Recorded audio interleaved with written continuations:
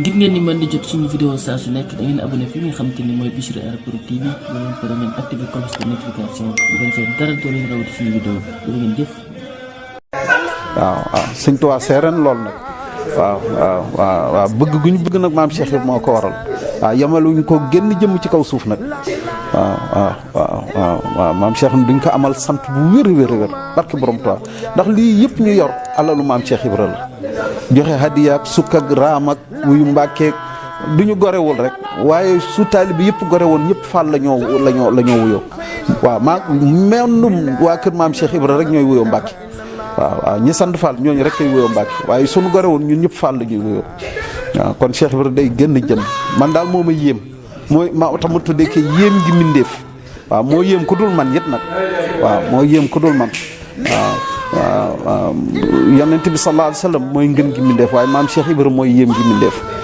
waaw te it laa ilaha illallah googu Cheikh Ibra da koo weesu waaw xam naa bu baax lu ma wax te sunu teewloo rek ñu leeral ko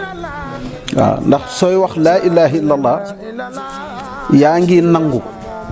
sunu amuk borom yaa ngi nangu lépp loo fi gis ak loo gisul sunu borom bee ko moom te moo ko sàkk moo ko moom te moo ciy dogal lu ko soob waaw mooy laa ilaha illallah ci gàttal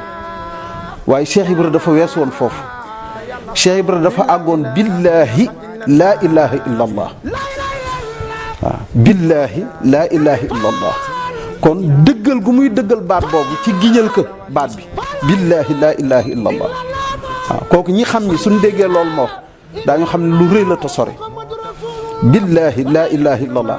wir leen ngeen xool jël leen seen kurus rek fa ngeen toll di wax billaahi laa ilaha illallah su ngeen moytu su ngeen nekkoon ci nekk daa ngeen sànni kurus bi daw ndax la ngeen di yëg seen digganteeg seen borom du ngeen ko attan waaw maam Cheikh Ibra fa la tey kon ndax dafa laaloon am sunu amuk borom gi su dee lu ñuy laal Cheikh Ibra da koo laaloon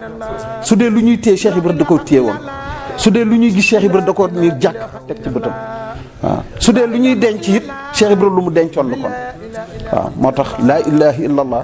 billaahi laa ilaha illallah ci la maam Cheikh Ibra tolloon waaw moo tax amul morom te it faal googee ñuy wax alxuraan tënku alxuraan la faa gi mooy faalu laam gi di li maa yuridu yàllaa def la ko sob ci Cheikh Ibra waaw moo tax julliwul woorul mu yéem kudul moom suñu coobari borom la yàllaay def lu ko sob kon faalu li maa yurid boobu mooy faal waaw kon Cheikh Ibra léppam alxuraan la waaw te it soo bindee faal ak liif ak laam wàññi ko fa 80 plus 1 muy alif bi muy 81 plus lam 30 du la jox 111 lan la jàpp du jàppul yaakaar fi turu yàlla kon Cheikh Ibra léppam yàlla la amul daraam lu ñu mën a dindi ci sunu borom waaw amul dara lu ñu mën a dindi ci sunu borom kon kooku da cee bokkul waaw man Cheikh Ibra hors catégorie la kenn waru ko limaale kenn waru ko boole ci lenn waaw moom dafa weesu lépp weesu na xel doomu aadama weesu na xam-xam doomu aadama waaw njabootam gii ñuy wax ni leeru maam Cheikh Ibra lañu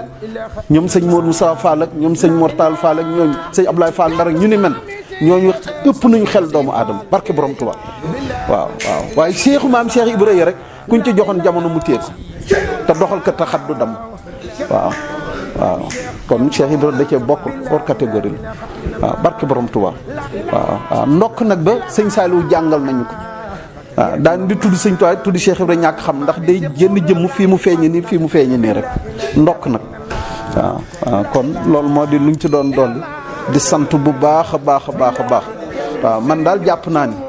xaw ma aajo bu ñu am daal jàpp naa ni faju na ndax jëmm yi fi teew te yëkkati baat bi te tudd fi maam Cheikh Ibra man dafa laa ko teg man